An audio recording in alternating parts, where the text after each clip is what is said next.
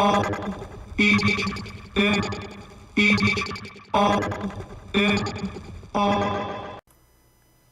everybody, it's Sherpa Rage, and today I'm going to be looking at a Riven build breakdown for my Mutalist Cernos. So we're going to jump right into the build here and start talking about it. Some of the reasons that I like this build is for various reasons. To note, 65% crit chance and 100% status chance. Now, this does have 5 Forma. I'm pretty big into the Forma. If you know me, if you've checked me out on Twitch at all or anything, you know that my Forma counter is one of my bigger known things for. But let's look at the actual damage breakdown. 1019 impact, 56.6 puncture, 56.6 slash with 4,408 corrosive. So we've got a pretty damn good amount of damage on it. We have a 0.6 reload. We have now this is where it gets interesting. 2.54 fire rate and 0.39 charge rate. Now, that is insane. It's very, very nice. On this bow, we have split chamber, serration, point strike. So we have the crit chance. We don't have any crit damage, as you notice. It's only a 2x multiplier. But still, with how good a crit this has, it's not too bad, like, at all. And if you wanted to, honestly, you could mix things up. You could move something here and put on more just straight crit damage if you wanted. I haven't actually really tried that out on this bow. That may be something I try out. Might even do it at the end of this video. But then we run all of the corrosive mods here. Now, it is important to note, yes, this still gives you 100% status chance just with high voltage and malignant force being the only sources of status. Now, the Riven in question here is 183.1% crit chance and 76.9 fire rate, and of course times 2 for bow. So that's how we get that 0.39 charge rate and that 65% crit chance. Now you might think, okay, 65% crit chance, that's all right, like it's above half, but it's not like impeccably amazing naturally. Now, while yes, and without the crit damage, you may be thinking, okay, well, it's really not worth it. But where it does shine is the actual toxin effect that you get after the arrow, which I will show what I mean here. I'm going to actually do this a little bit differently. Should have thrown this down first, but I like to make sure that I can get everybody. Okay. Yeah, I guess the pausing isn't quite as effective as I would like it to. Kill enemies. There we go. But you'll see here what I mean. So we'll start with the infested first. So the clouds, as you'll see, crit top, and of course we're hitting a couple enemies around it. And that charge rate is where it really, really shines. So we're getting that armor stripping. So you can just kind of load them up with a couple arrows, and then eventually we'll start killing them.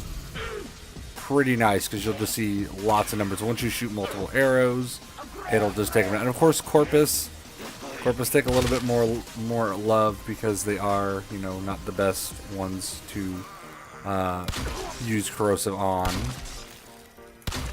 Right here, let's shoot this guy here, and look at that damage they're just getting dealt to them. It's quite phenomenal. It really is. And if you shoot this into crowds of enemies, it really, really shines. And there you go. And when you actually hit crits on it, it does crit for quite a bit. Actually, you know what? Let's go ahead. Let's toss this out, and I'm going to try that crit damage that I talked about, because I've not tried it with that, and I'm curious.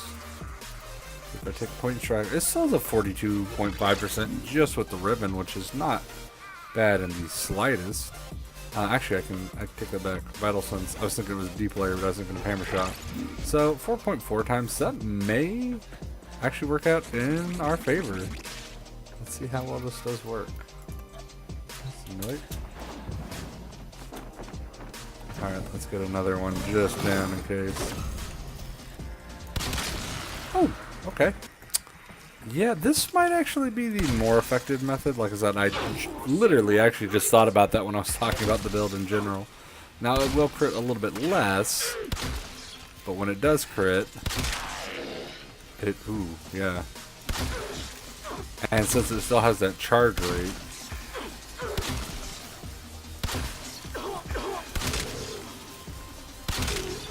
yeah, that's actually not too bad. So yeah, you can see, obviously, oh, and the body's gone. You obviously have some flexibility though in the build that I'm going with. So I would say if you get a Mutalist Cernos ribbon, don't disregard it immediately. You know, try it out. Like I was like, you know, I kind of want, like, I love the Cernos. I'm a huge Cernos user. So actually getting this ribbon, I was like, oh, you know, maybe I'll give the Mutalist Cernos another shot. And I mean, 4 out of 5 ribbon disposition. This has only got 3 rolls. I could really keep going with this, but I enjoy this. It's not maybe top tier. Those were level 100 enemies, you know. It's great for crowds, though. It's great on maps like a CAD, where they have to come in through doorways and things like that. So it's a little bit different of a play style, I feel like, for a lot of people.